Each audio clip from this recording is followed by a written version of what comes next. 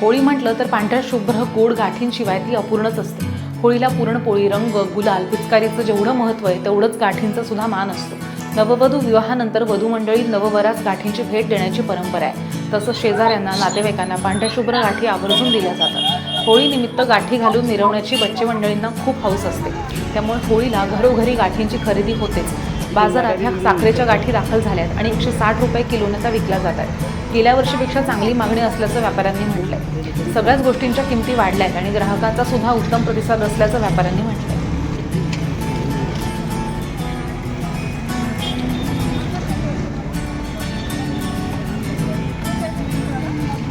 सांगत आहे आपण आता गाठी घेतात, काय महत्व आहे आणि दर कसे वाटले आपल्याला? गाठी तर होळीचा सण महाराष्ट्रात सगळीकडे साजरा केला जातो। तर होळीला गाठी लागतेच आपल्याला, म्हणजे पुढे येणारा जो उन्हाळा असतो तर गाठीतली जी साखर असते त्याने शरीराला थोडा थंडावा मिळतो, म्हणून गाठी घालण्याची, लहान मुलांना गाठी घालण्याची पद्धत आहे आणि त्याच्यासाठी आपण गाठी खरेदी करत असतो। गाठीचे दर म्हणाल तर दरवर्षी सारखेच आहेत, फार काही फरक नाहीये आणि छान वाटलं गाठी खरेदी करून। माझं नाव स्वाती जोशी। मी ज्योती पिंपरकर, मी स्टेशन रोड वरून आली आहे खास गाठी खरेदीसाठी। आणि टीव्ही सेंटर एरिया आम्हाला पूर्वी जरी माहित होता तरी पण खरेदी करायसाठी नेहमी इथेच यायची इच्छा होते।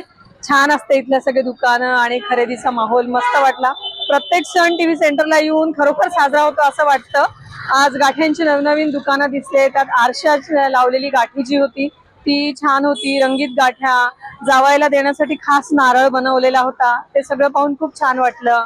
लहानपणी जे शेजारीचे मुलं किंवा पाहुणे मुलं जे कधी होळीच्या दिवसात आपल्या घरी यायचे त्यांना आपण एक एक गाठी आठवणीने द्यायचो, तर ते कल्चर थोडंसं कुठेतरी कमी झाल्यासारखं वाटतं। पण ठीक आहे, आपण ते जतन करायला पाहिजे। आपण ते नव्याने सुरुवात करू। ज्यांना कोणाला देण्याची इच्छा आहे त्यांनी नक्की मुलांना गाठी द्या, त्यांनी आनंद द्विगुणित होईल। शेजारी पाजारी द्या किंवा अनाथाश्रमात पण तुम्ही मुलांना गाठ्या नेऊन देऊ शकता, त्यांना पण खूप बरं वाटेल आणि सण सगळ्यांच्या सोबत साजरा केल्याचं समाधान मिळेल। दर कसे वाटले? दर मागच्या वर्षीच्या तुलनेत बरोबर आहे, जास्त वाटले नाही, व्यवस्थित आहेत दर। आता सध्या होळी आहे, गाठीचा व्यवसाय करताय, दर कसे वाटले?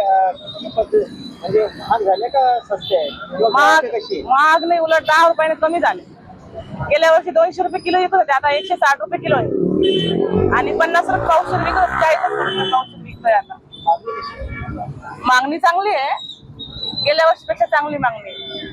आणि कंगन ते सगळ्याचे भाव वाढलेले, पण नारळ ते काही गिऱ्हाईक काही भावच देत नाही नारळाला। त्याला माझ्याकडे गाठी आहे, कढई आहे, नारळ आहे, तुळशी वृंदावन आहे, आरशाची गाठी आहे, कलरची गाठी आहे, घरीच बनवतो आम्ही सगळं। गिऱ्हाईकी एकदम व्यवस्थित। काय नाव आपलं? माझं सविता शिरदोशी।